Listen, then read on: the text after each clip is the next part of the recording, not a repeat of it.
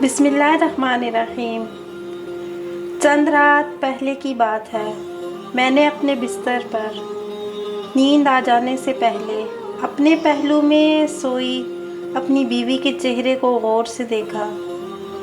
उसकी प्यारी सी और नर्म नाजुक शक्ल पर काफ़ी देर गौर करता रहा। फिर मैंने अपने आप से कहा, क्या मिस्कीन होती है ये औरत भी।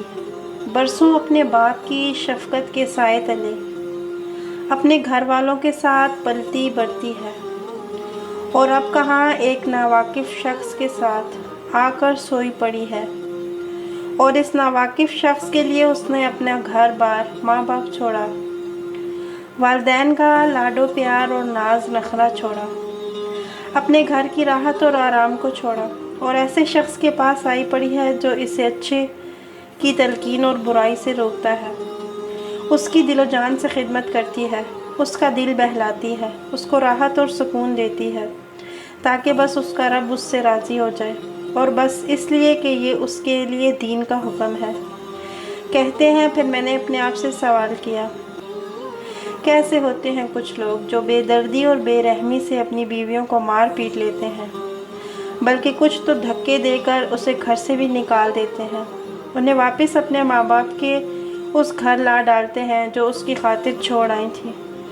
कैसे होते हैं कुछ लोग जो बीवियों को घर में डालकर दोस्तों के साथ निकल खड़े होते हैं, होटलों में जाकर वो कुछ खाते पीते हैं जिसका उनके घर में तसव्वुर भी नहीं किया जाता। कैसे होते हैं कुछ लोग जिनके बाहर उठने बैठने का दौरानिया उनके अपने बीवी बच्चों के पास उठने बैठने के दौरानिए से ज़्यादा होता है। कैसे होते हैं कुछ लोग जो अपने घर की बीवी के लिए अपना घर जेल बना देते हैं, ना उन्हें कभी अंदर बाहर ले जाते हैं और ना ही कभी उनके पास बैठकर उनसे हाले दिल सुनते हैं। कैसे होते हैं कुछ लोग जो अपनी बीवी को ऐसी हालत में सुला देते हैं कि उसके दिल में किसी चीज़ की खलिश और चुभन थी, उसकी आंखों में आंसू थे और उसका गला किसी कहर से दबा जा रहा था।